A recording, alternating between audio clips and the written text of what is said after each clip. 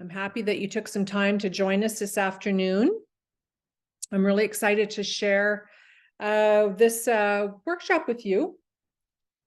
My name is Angela Adsit, and I am the CEO of ICDPRO, which is Indigenous Community Development and Prosperity.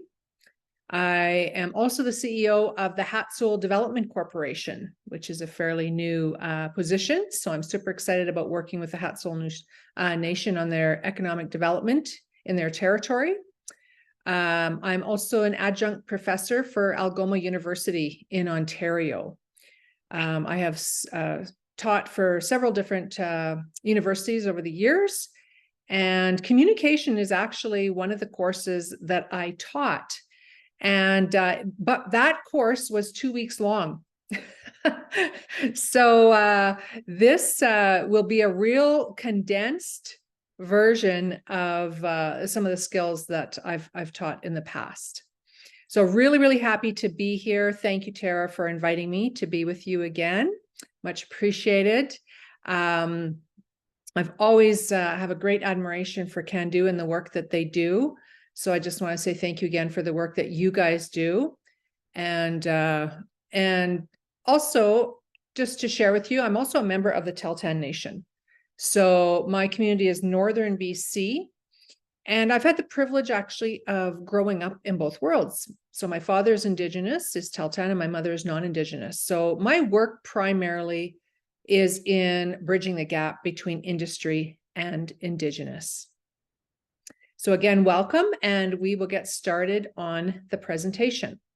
And I would like to say at the beginning that if you have a question at any point in time, please just speak up. Do not be afraid of interrupting me. I don't really follow the chat when I'm presenting, just because it's a little distracting for me. So it's actually a lot less distracting if you just speak up and ask your question as we go along. And I believe Tara will be monitoring the chat. So if something does come up and you can't speak for background noise or whatever that is, feel free to type your question in as well. Okay, thank you. Let's get started. So today we're actually going to be talking about communication and public speaking. So we will have a packed webinar today. I'm hoping I don't rush through it too much so that you don't miss all the important pieces.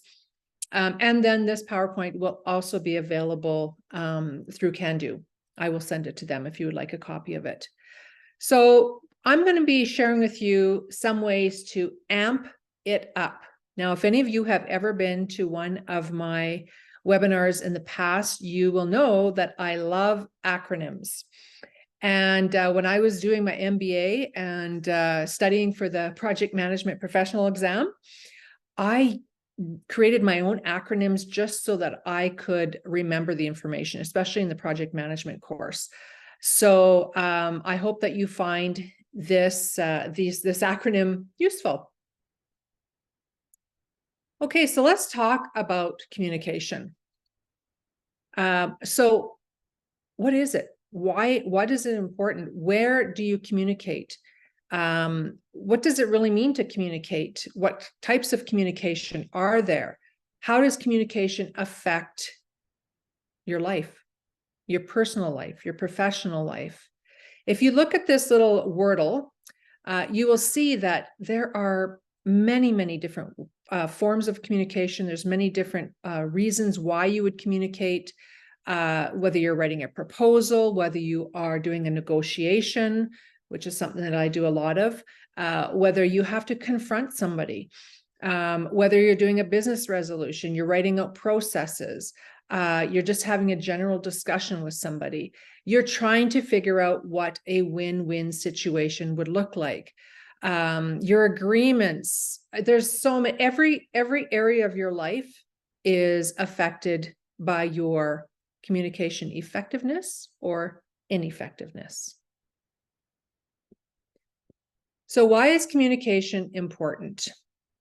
Well, this slide here shows you that 86% of employees and executives blame lack of collaboration or ineffective communication for workplace failure. So I like this quote in that it was put together and it put together communication and collaboration. And I think that's very important because without effective communication, you will never have effective collaboration. And as your work in whether it be Indigenous communities or with industry, whatever your work is, there's always going to be a need for collaboration. And the only way that you can have really good collaboration is if you have really good communication. So these are the areas that are affected by poor communication or good communication. I like to include them both because if it's affected by poor communication, you know it's also affected by good communication. So productivity is affected by good or poor communication, whether you are very productive or unproductive. And something I'd like to throw in here that we don't usually think of when we think of communication, especially in a professional development course, is your own personal communication to yourself as well. That is actually a really important part of communication. So if we want to speak about productivity, for example, now this particular slide, of course, is talking about work productivity. However, in your own personal life, whether you're taking a course or whether you're doing your work, how you communicate or how you talk to yourself actually affects your productivity. So if you are constantly saying things to yourself like, oh, I'm so dumb, or, oh, I should have known that, how stupid, whatever. If you talk to yourself negatively, it will actually decrease your own personal productivity. So communication, think of it as communication with yourself and with others, which of course your productivity also affects your performance. And then performance in an organization affects the culture. And of course, then the leadership is actually most responsible for the culture, which tells you that leadership is actually the most important part of communication in an organization. If you are in a position of leadership, it is incumbent upon you. It is extremely important for you as a leader to understand and to exercise effective communication. Your ability to communicate or inability to communicate will affect the productivity, the performance, and the culture of your organization, which at the end of the day affects the bottom line. And of course, that's what every organization is looking for. And that's what organizations are looking for in leadership. They are usually looking to leadership to decrease the expenses and increase the revenue, which is, of course, the profit and loss statement. So communication affects all of this. There's some consequences as well of poor communication in relationships, not just in the workplace. For example, and I'm sure you have all experienced this, I know I have, in different situations. And this could be communication with your spouse. It could be communication with your children, with your siblings, with your boss, your friends. So some of the ways that poor communication affects a relationship is it can create resentment. You start focusing on the negative aspects of your relationship instead of the positive aspects. There's a lack of relational growth. You're on the pathway to developing a toxic relationship. You become disconnected from each other. There is a lack of security and safety because of becoming disconnected from each other. You no longer feel safe to share your feelings, to really tell the truth. And then, of course, with that, you miss opportunities to share problems and difficulties with this other person who is probably very dear to you. This is also creates relationship anxiety, and eventually you can just begin to feel hopeless about the relationship if communication is not made more effective. And you'll see the reference on there. So you can see that communication is extremely important in every part of our life, our personal and our professional. So there are different types of communication. And often when we think of communication, we think of speaking and verbal communication, and especially because this presentation is tied in with public speaking. However, we all know that there is nonverbal communication, There is written communication and there is visual communication. And everybody is picking up, especially on the nonverbal communication at all times. For example, I'll give you one example. Next time you are in a public gathering, let's say you're in a group meeting, a team meeting, and someone is, you see two people talking to each other, but one person has his feet facing the person they're talking to, but the other person has his feet to the side and he's kind of twisted, or she is kind of twisted. That nonverbal communication is telling the other person that that person whose feet are not facing his partner that he's speaking to is because they're disengaged. And it's little things like that. And even though you may not have noticed that, you will pick up on it. So nonverbal communication is actually just as important, if not more important, than what you actually say. So in that example, you could be standing there talking to someone and, they seem like they're interested, but, their feet are pointed the wrong way or their eyes are darting all over the place. Someone walks in and they look at them and smile and they're not really paying attention. Those are signs of nonverbal communication. And it's probably a sign that it's time to move on to a new conversation. And then, of course, we have the written and the visual, which is really big nowadays. You see the likes of things like TikTok and YouTube and all these things. Visual communication is really the method that most brands are now doing their marketing. And then there is a sixth sense or another type of communication. And it kind of ties in with the nonverbal. However, it goes a little deeper. So one of the greatest gifts that we have is our intuition. It's also called a sixth sense, and we just need to learn to tap into it and trust it. So here's an example. If are you ever someone walks into the room and there's just like this dark feeling that comes into the room, or someone comes into the room and the room lights up, or you just feel you might call it energy, you might call it vibes, whatever. So one of the really important parts of communication is making sure that you are prepared emotionally before you communicate, especially for important conversations. So let's just take a negative one. Let's imagine that you've had a disagreement with your child or your spouse or someone that you really care about. Probably a good idea would be, before you re-engage in that conversation, is that you do some self-talk. And you, in your own heart, you set yourself up that this is going to be a good conversation. I am going in here with, the intention to solve this in a good way, as we like to say often. So your actual feelings are felt by others, whether it's a one-on-one communication, and also when you're doing public speaking. So one of the first things that you want to do is you want to make sure that you are in a good headspace before you, number one, engage in any really important conversation, or number two, you go to public speak, which we will talk about later. So this is what we call the communication code. And I'm sure that any of you that have taken a communication course, you probably have seen this before. Tell me if my PowerPoint is off center, or if you have an issue with seeing it, just because I have to move it around to see my screen sometimes. So the communication code, this is taken right out of a textbook that I've taught on communication. And this is what they call the communication code, or communication method. And basically it's circular, right? So there's a messenger. And that if we're talking about you and your communication, you're the messenger.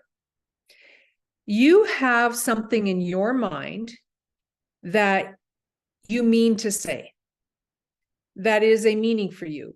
You're trying to share something, but you're only understanding it through your lens. And that's really important to remember. So you are trying to deliver meaning to the other person. And that comes by way of your message. So whether that's verbal, whether that's written, or, like we talked about, or visual. So how are you going to do that? You speak, write, graphics, video, etc. So that's how you're going to deliver your message. But you have to remember that the other person on the other end is looking through it with their own lens, the lens of their life experience, the lens of how they're doing right there at the moment, their lens of their trauma, the lens of, it could be anything, where they're working, what they understand about the topic that you're sharing. So they are going to very highly unlikely receive it exactly the way that you mean it. There's often interference, we call it. And that interference is not negative. It's just the way that we are. You deliver your message in the way that you understand the world and have experienced the world, and the other person will receive that message, that same message, in the way that they understand and have experienced the world. And then they decide how they're going to manage that information, right? So if they don't understand, do they become upset? Do they jump to conclusions? Do they, do they think it's funny? I mean, there's so many ways that we can interpret someone else's meaning. And so we'll talk about how to actually manage this. How can you manage communication? So, and then it goes around and around in a circle, as you can see. So that is our communication code. Okay. So I really, really like this quote by Tony Robbins, and it's basically just what we talked about. So to effectively communicate, we must realize that we are all different in the way that we perceive the world, and use this understanding as a guide to our communication with others, which is really what we just talked about. What you say and what you mean is not necessarily interpreted the same way. So as a messenger, that's also a really good reminder for us not to become easily offended.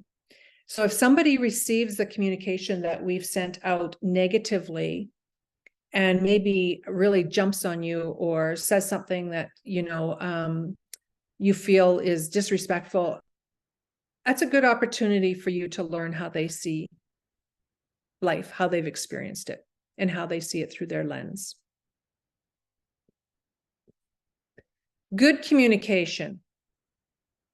Well, everyone's heard the saying that, you know what, we have 2 ears and 1 mouth for a reason. Creator has given us 2 ears and 1 mouth.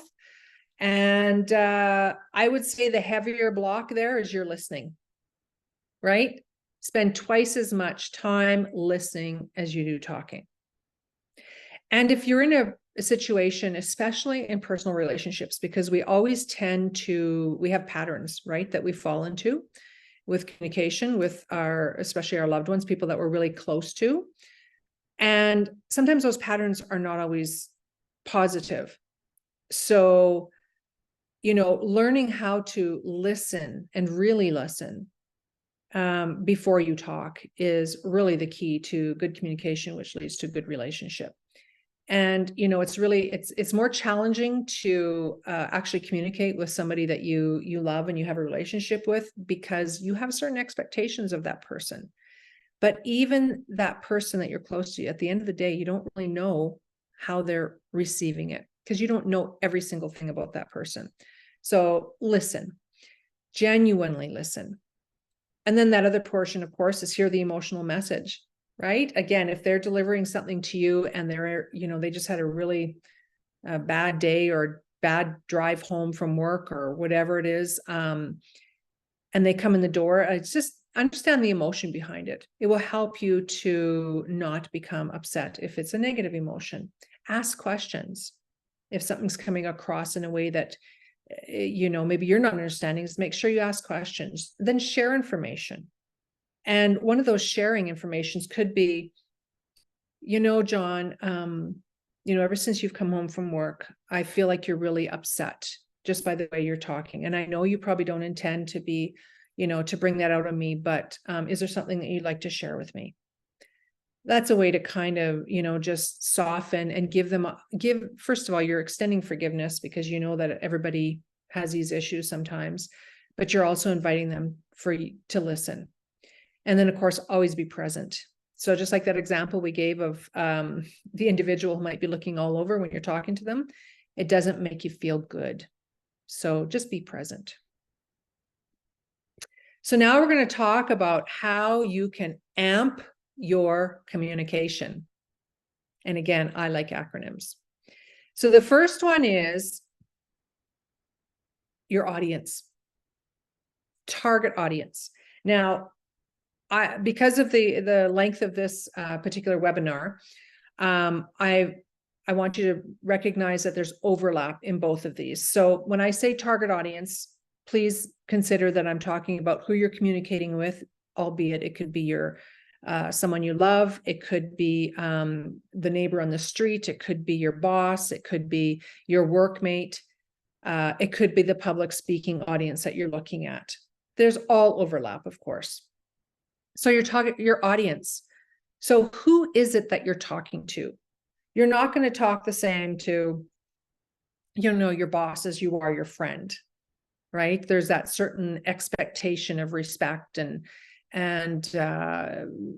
just there's that expectation. And actually, to be honest, that was a huge part of the course in communication because it was on business communication. Understanding how to communicate properly in business, not to use slang, make sure you use full sentences, make sure you use, salutation like dear John or hi Mary or whatever, not just Mary, comma, did you receive the report? ?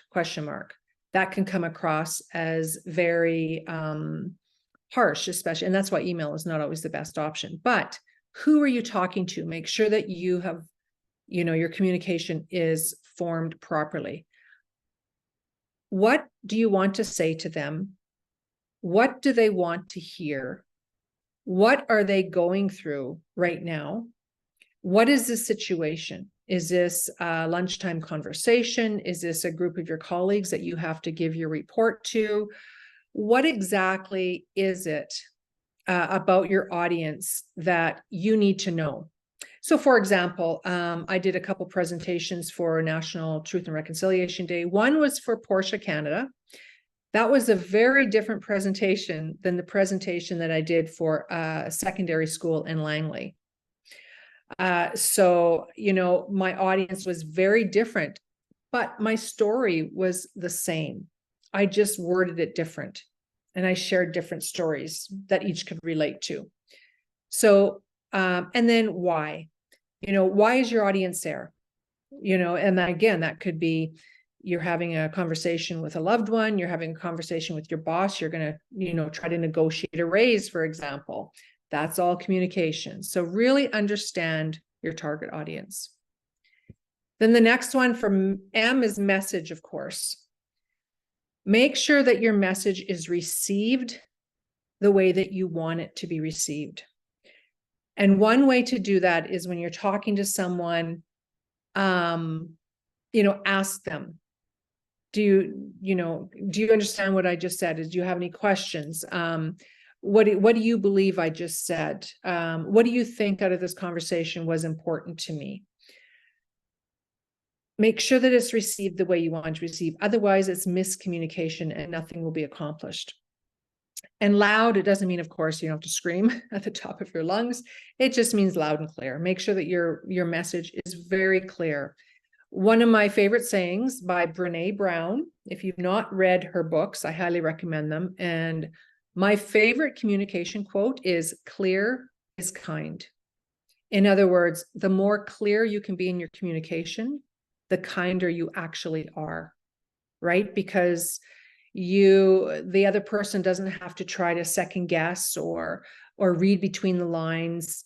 You have given them the honor of being very clear with them. And sometimes in those hard conversations, being clear is difficult, but it is actually the kindest thing that you can do to move the relationship, the situation, the problem, the solution, whatever it is the best way to move it forward. So your message, so your audience, your message. Audiences are, my little screen are more likely to notice, pay attention to, and respond to messages that promise to address their concerns. So one thing that you also will need to know, and I'm sure you know this already because we are all human, we all are on this same channel, but everybody's on the same channel. WIFM, what's in it for me? So when you are communicating with someone, they are thinking about how that message is affecting them. They're thinking about, how they're interpreting that message. They have concerns. Perhaps, you're having a relationship discussion or a concern at work. They have their own concerns. So they are going to listen to your message that addresses that specific concern. We can't talk about communication without talking about the 7 C's of communication. And again, clear. The more clear your communication, the better. The more concise, which is quite similar. So be clear without a lot of words is concise, if that makes sense. So be very clear, but also be right on point. You probably, if you're anything like me and probably a lot of other people, we want to hear, we like people to get to the point, right? If you're having a conversation, you don't really want a lot of fluff, especially if it's important conversation. So be very concise, be concrete, know exactly what it is that you want to say. And that's why the listening part is actually more important, because you're getting a much more of a picture as you're listening. And then when you respond, you have more facts to deal with, right? So you can give a more concrete answer. Make sure it's correct, right? Make sure that whatever you're saying is actually correct. And that's why gossip is so harmful, right? Because you don't know that it's correct. And, you hear hearsay or whatever. And so make sure that your communication is correct. You probably have experienced, run into people that like to gossip, and often those are the people you want to stay away from, right? Because you don't really know if what they're saying is correct. And the unfortunate part is that if someone sees that you're being incorrect in information that you're giving them in one time, there's no reason for them to believe you that you're being correct in information you're giving them another time, right? So it's that consistency. Be coherent. Make sure that they understand you clearly, use proper grammar, etc. Make sure your thought is complete. You don't leave them hanging. And of course, be courteous. Make sure that you are being kind in your communication. Even if you're frustrated or something has upset you, remember that that other person is looking through their own lens that you may not have a full understanding of. So just be kind. And then the last one, which is actually one of my favorites, is power. So we had audience, then message, then power. So you're probably saying, well, what does she mean by that? What I mean by that is everybody, and this is a really great study. If you ever get a chance to read the book Drive by Daniel Pink, I highly recommend it. That's what this is based on. So everybody is intrinsically driven either by autonomy, by mastery, or purpose.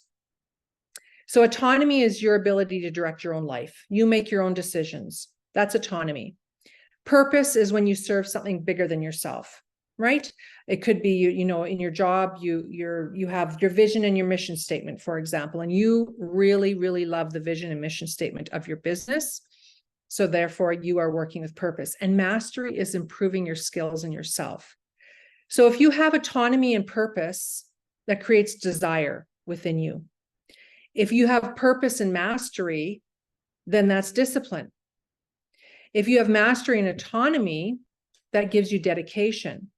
But if you have all three, if all three of those overlap, it actually creates intrinsic motivation. And what that means is nobody has to make you do it. Nobody has to tell you to go and do something. And we all know what that is. We all have something that nobody has to tell us to go and do it. So it is driven by one of those three things. And most often, the thing that most drives you is the overlap. So when you're communicating with somebody, you are actually, if you want to be effective, you're going to be addressing one of those, right? So for example, you're dealing with your child. You want them to grow up and direct their own lives. You certainly do not want your child to be living home with you and depending on you when they're 40, right? I mean, although let me take that back, because with rental prices, it's crazy. So that, you know what I mean, though. You don't want them to be dependent on you unless they have to be. But we want our children to grow up and direct their own lives. So as a parent, you are teaching your child autonomy. You're also helping them with their mastery, right? They're in school, you're encouraging them to read good books, to read good autobiographies, to play a sport, play an instrument, and you're also teaching them how to have purpose. So when your communication, if you can address one of these issues when you are dealing with anybody, when you're speaking with anybody, communicating with anybody, you are empowering them in their intrinsic motivation. And that is the most powerful communication that you can have, and the one that they'll listen to. Because remember our quote just previous, people will listen when you are addressing their concerns. And those three things are everybody's concerns. So amping up your communication means to know your audience, to know what your message is going to be, and to make sure that you are empowering them, that you are giving them power to become more autonomous, live with more purpose, or to become a master at something. So for example, our presentation today is addressing actually all three when you think about it.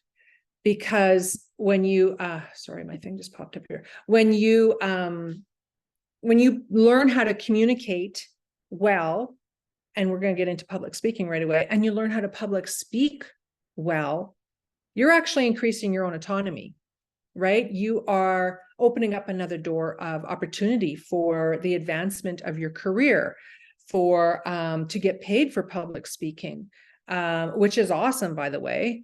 I love it. And you're also autonomy, mastery. My hope is that at the end of this presentation, you will have added to your learning and your mastery on communication and public speaking. And then purpose. I'm hoping that by learning how to communicate more powerfully, more effectively, that you're going to feel more tied to your purpose, that you are going to be able to communicate your purpose more powerfully, and that you will just feel stronger, right? It's a very spiritual thing as well, to be able to live in your purpose and communicate that well. Okay, so now we're going to talk about public speaking. So public speaking is speaking to a group of people in a structured, deliberate manner intended to inform, influence, or entertain them. So that's public speaking in a nutshell. So let's walk through these pieces one by one. So there are 8 speech writing tips, and I highly encourage you to write it down, especially, well, the first time. So like, for example, when I did 3 National Indigenous Reconciliation Day presentations this year. One for CIMAX, one for Portia Canada, and then one for Brookswood Secondary School in Langley. So I've done this presentation many times. So I wrote it out at the beginning, but now after doing the same presentation for so many times, I can just look at my slide and I don't need to have it written down. However, if you are going to be presenting for the first time, write it down. So pick a unique and interesting idea that is not just fresh, but novel as well. So something maybe somebody didn't think about, and that comes through stories, which we'll talk about. Make sure that you do your research well. Again, people want to know that you know what you're talking about, right? And public speaking will actually help you to become known as an expert in your field, which is really great for your career growth. Craft a speech outline, and we'll talk a little bit about that, what that outline might look like. Make sure that you have bullet points of information to make a logical connection.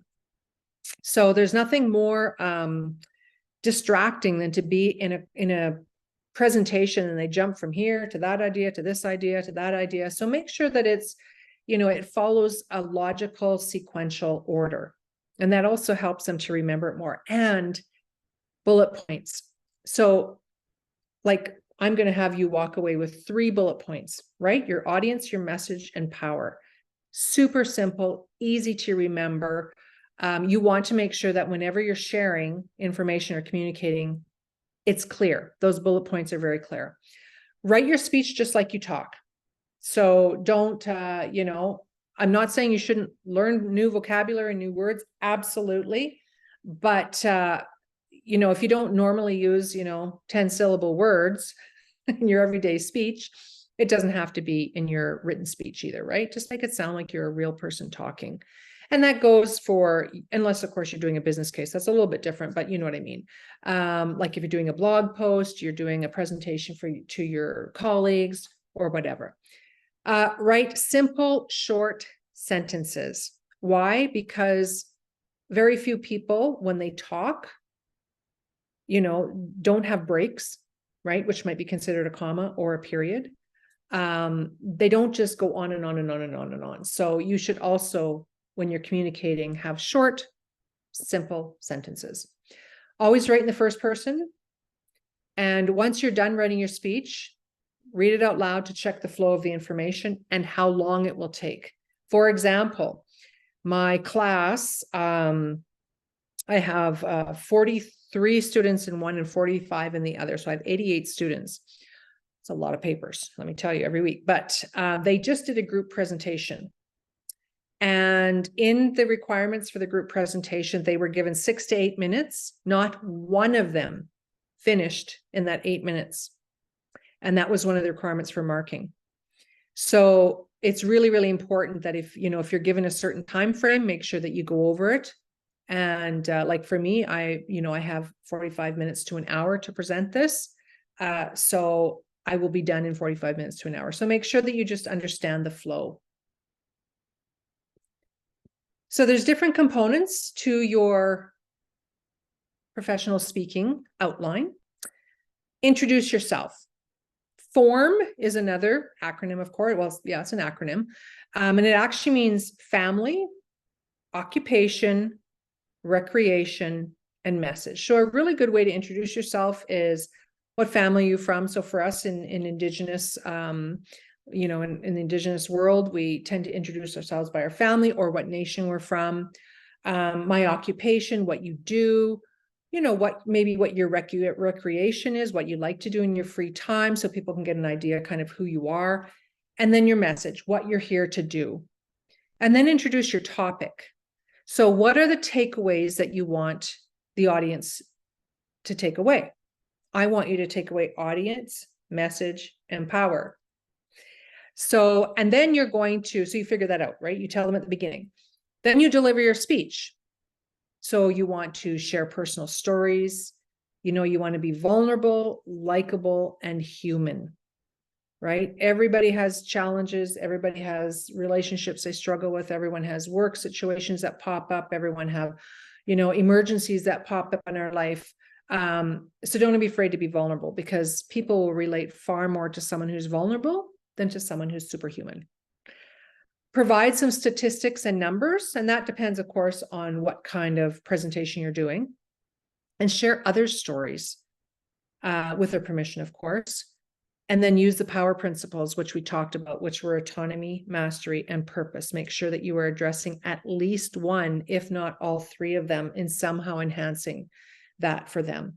We have a saying in marketing, and it's facts tell, but stories sell. And that's the same in any presentation. Summarize your speech at the end. So reiterate your takeaways, mention them several times throughout your conversation, your speech, and say thank you, and share personal and contact information at the end if appropriate.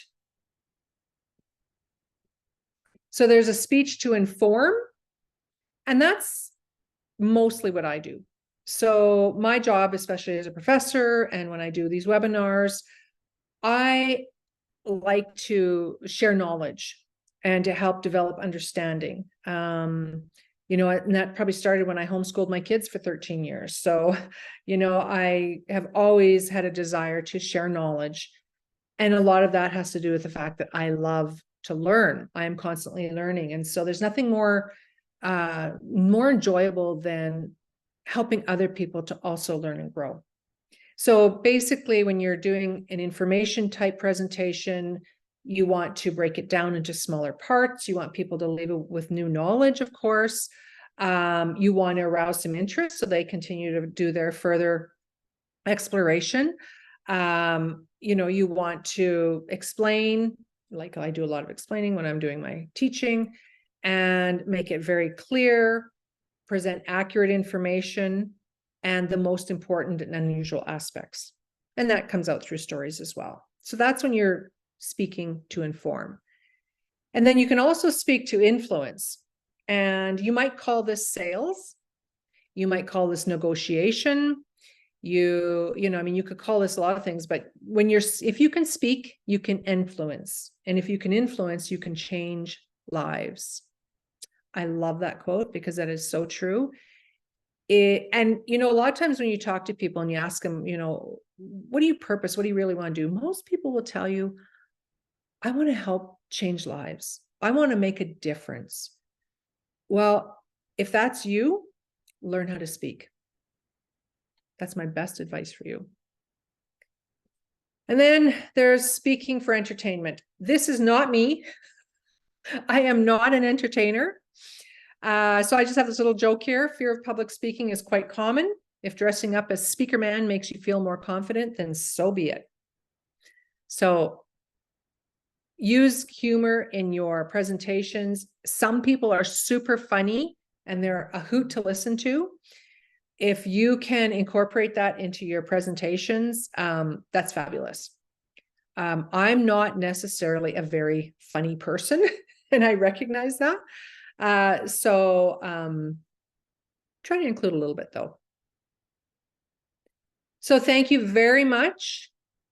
I very much enjoyed my time with you. You can reach out to me anytime. There's my name, my email, Angela@ICDPRO, my phone number, there's my website. And if you need a speaker or your organization needs a speaker, there's also my professional speaker profile at Speakers Canada. And I would be happy to take any questions that you might have. And with that, I can turn it over to Tara, or I can just, if you have any questions, let me know. Thank you. May do.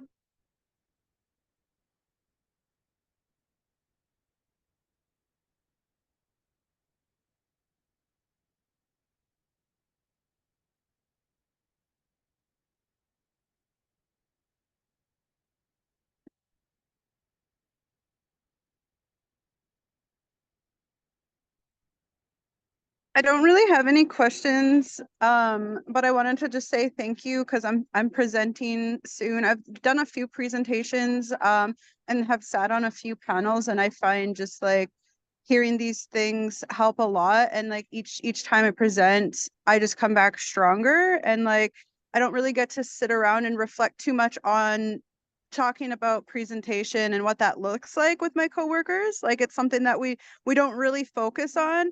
However, I do like you had said, the discussion, but like each time we present, it comes more naturally. Like the information that we're sharing, like we don't really have to have a flow chart anymore, or like, like a little document saying what we're going to speak about. And that's been really great. And I took a bunch of screenshots of your presentation that I'll be sharing with my coworkers. So I'm pretty excited. It's just like one of those things that I like to nerd out on. And yeah, we're doing a presentation online for women in Ecuador soon. And I'm heading to Italy on Saturday for another conference. And so I'm really going to use these tools that you shared. So thank you. Wow, that's amazing. Thank you. What are you going to be speaking on? I'm interested to know. So the conference is agriculture, women in agriculture, actually both of them. The one in Rome is the UN Indigenous Peoples Agriculture Forum. And then the one in Ecuador is Women in Entrepreneurship and Agriculture. And so I did project management on an agriculture project in my reserve. And so that's what I'm going to present on. That is fabulous. I love that. I actually did a presentation on permaculture and agroforestry. for Can Do just in the spring. And yeah, that is something that I have found very fascinating as well. So have fun. And I'd love to learn from you. Miigwech, maybe one day I'll be doing a links to learning. Helps Awesome. me. This program has helped me a lot in my career, so I'm really thankful for Can Do and these opportunities. Yeah, Can Do is amazing. Thank you. Well, safe travels.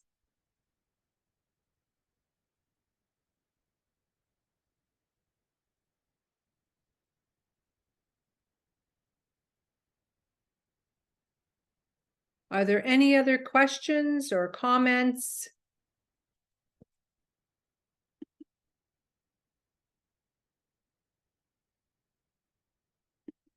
Yeah, I will stop sharing then. There we go.